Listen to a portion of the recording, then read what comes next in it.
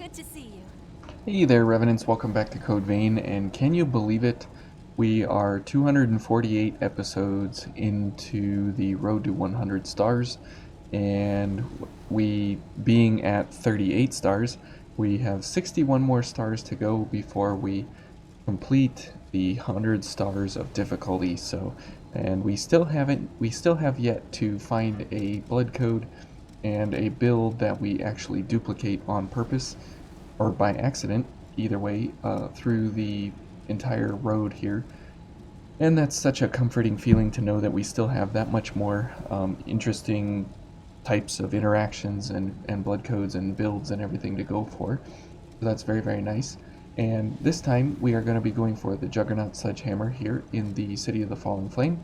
And since we will be focused probably a lot of the time during the fights, because we're going to be invincible to fire with the Noble Silver here at an 80, but we get up to 205 with our gifts and consumables here. So that's very, very nice because we have such a huge light value, and Theon has a fairly considerable mind value as well. Now, the Juggernaut Sledgehammer does not by any means have the highest amount of damage here, but be remembering that the 20% of the ice damage comes onto the weapon here as well, so 1619 times 1.2 is 1943, so that's a pretty considerable value, but 1943 is nowhere near, it's 200 less basically than the fortified version here, so it would be better if we went for the fortified here overall, and then we have the frost weapon here as well to give us another 20% damage on our weapon. So let's go ahead and throw up our distress signal, and let's go ahead and start running through the area. So here it's in our best interest to go for the first guy here first, since he's kind of here to give us some I-core and some backstabs and such. And you can see there that we do a considerable amount of damage versus these guys, which is very, very nice that we don't really have anything too horrific here to worry about. Now we'll probably get some lag spikes here and everything along the way, so we'll definitely have to be on the lookout for that, and kind of apologize to anyone joining the fight here in the moment. Alright, and as you see, at the moment we really don't have a need for red shoes or any more damage, but it's always good to go for more damage when you can, so let's go ahead and apply some damage there. Alright, and then we have this fella around the corner. Definitely go for him first, for sure. Okay, and as you see there, these guys definitely do us wrong, just because of the fact that that they do physical damage, and the flame guy does all fire damage. So we are able to make it through there no problem. And if we go for red shoes now, we really don't have any reason. So 63-22 is a pretty good damage value.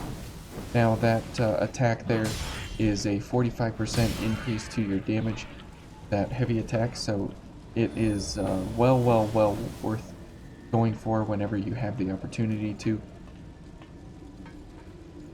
Alright, now we are out of elemental wall, and that is a huge part of our flame resistance here. As you see, we're at 125, and that'll bring us up about 60.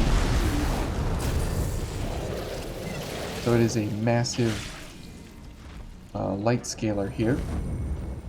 And let's go for a couple of attacks and some backstabs here just to load up on I-core before we get to the Flame Atronach up here. I don't know what his actual name is, but he looks like a Flame Atronach from Skyrim and Morrowind and Oblivion. So that's what I call him. Okay. And we skip these guys first and go for the physical attacker, because he is the one that will absolutely end us if we are not careful and we're not watching. Let's go for more ice. Okay. Now let's go for the attacks here. Good. And that attack is just very, very devastating overall as just a regular basic attack that anyone and everyone has access to. So that's very, very nice. Now there's no point in going to reload any of our gifts here, as this cutscene cancels all of them and it negates them and it turns them all off. So anything you had running previously and it's going to expire, it's probably better to just let it expire at this point, as everything turns off and shuts off, and then you have to move on kind of using whatever gifts you had or whatever ichor you have available at this point. So it's not worth it to use anything. Excuse me. It's not worth it to use anything up to this point in time, just because of the fact that you lose all of the gifts as you apply them. So even if you apply them full level and everything right before the cutscene cancels everything. So let's go ahead and heal, and let's go ahead and get a couple of things going here. There we go, and we'll go for bridge, and that looks good, and we'll go for a fireproof tonic, and now we are up to 205 on our defenses there. So, and if we get, in the event that we get focused, we can get some health back, but no guarantee there. Alright, buddy. Oops, and we are invincible to his attacks, which is nice. Okay, and we'll get a bunch of ichor here. We'll go for red shoes. Okay, good. We'll go for some more damage there. Good, and we'll go for some more backstabs. And because we have a heavy crush weapon, we are able to do very, very good stagger damage to him. Okay.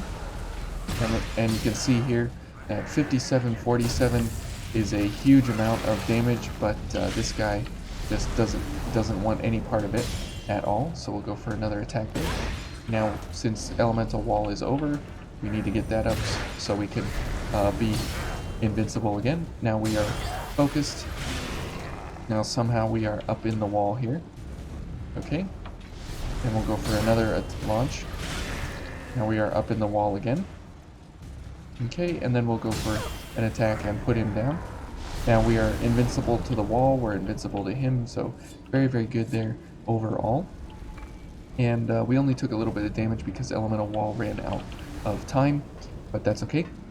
And you could see that he was getting ready to get into his burst state, where he does the flame ring, and that is a beautiful position to be in when you're invincible, because it still counts it and it still registers as damaging attacks, and you're able to get focused immediately during that time.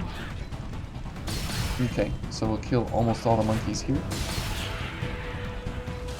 Okay, good. And elemental wall is over, so we're taking damage to the monkey.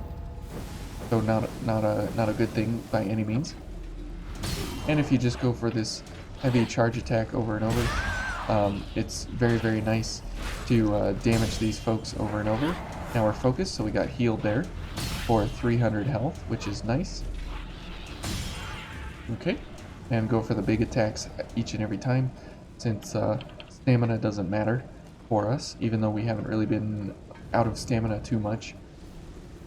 Now that's the nice thing about the Juggernaut Sledgehammer, is that it does have that big heavy swing there, and you can put out a huge amount of damage on folks early and all the time. Now this guy is all physical damage, so you just want to play him as a normal kind of enemy, and you don't need to really do anything crazy here for him. Just get him to a point where he's staggered or something and go for those big attacks. It's very, very good, very, very potent, and it works like a charm. Okay, so as we get over here, we run into balls in our face again, and we, since we can walk on the fire here, no problem, and these things are weak to crush and ice, so we are paired very, very well for these balls. Okay, ouch. Okay, and we have more than enough damage here to go for these things. Whoops, I missed. Okay, let's go for a big attack. The 5916 is very nice. Okay, we'll go for this, and then up here, we will definitely go for the shooters first, and then we will put him down, and then we'll go for everybody else afterwards. Okay, there we go. Now we got some health back there from this guy hitting us, and let's go for a backstab here. That should kill him, and then this guy, whoops, and let's go for a charge attack, because we can. And it's a 3-hit combo, and the nice thing about it is that it is 3 crush attacks deliberately right in a row, so you can get a big amount of stagger off of it. But the first attack does 60% damage, the second attack does 70% damage, and the third attack does 90% damage. So you have to kind of make your way in that scenario there to make sure that you are built in such a way to be able to take those hits. Okay, so as our gifts kind of all end here, we'll wait for gift extension, so that'll help us during this fight, especially because we need to be invincible for him, because he can end us in 1 hit, and he can do pretty much whatever he wants beyond that. So we'll go ahead and give him the respect he deserves. Let's go for gift extension. Then we'll go for elemental wall, ice, bridge, flame protection. Good. Okay, and we'll go for high core cartridge there. Okay, and let's go. Okay, so as long as we don't go through the wall, we won't attract the balls from the other side. So we definitely don't want to do that. Okay, go for more damage. Okay, let's go for stamina here in our special, so we can go ahead and just attack him over and over, and we can go for charge attacks if we want, if we can get them off. And let's see if we can get one. Ouch. Now we got focus there, so that's nice. We were able to get 300 health back, but then elemental wall ended. Okay, let's see if we can get a launch. Nope. Okay. Okay. Oh, oh, oh. We're getting bounced here. And when you get bounced into the wall like that, it accounts for some difficult iframing data there.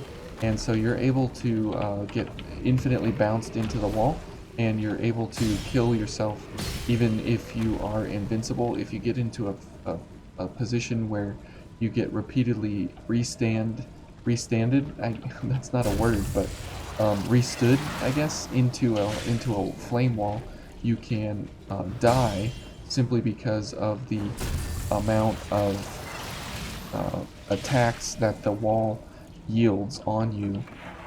I guess they're considered attacks, and they attack you faster than the recovery of your character, and you can kill yourself outright that way. Okay, well, it doesn't look like anybody's joining, so I guess we can go for Cleansing Light, as that will help us with what is that? Red shoes. Okay. Okay, good. Whoops, I didn't want to do that, but that's okay. Alright, and let's go. And this fight is extremely boring and extremely simple, because we're completely invincible and we have a big crush heavy ice hammer, and so this is kind of a simple, easy, quick way to end her very, very fast. Well, not so fast, but definitely simple and straightforward. Okay. Okay, good. That's fine. That's all well and good. Fine, and we're focused. So you see there that when we get focused, we get a whole bunch of health back. So we get 300 health back, which is very nice. And since we're going to be getting attacked all the time here, we're able to get a whole bunch of health back. And we'll go for a couple of attacks here. Good. Ouch. But yeah, there's really nothing to this fight. And you see there we're getting healed each and every time. Okay, no problem. And let's go for a charge attack here. Whoops, we only got her with one. That's fine. Whoops. There we're focused again, so we get more health back. Okay. And let's see what she's going to do here. Ouch. Okay, let's get gift extension going. And elemental wall. Okay. And let's get focused here in the flames again. That's very nice that she does that into the flames here. Okay. And let's go for ice and a charge attack. So that last attack there is 90% of your damage. And we hit her with all three that time. That's great. Okay.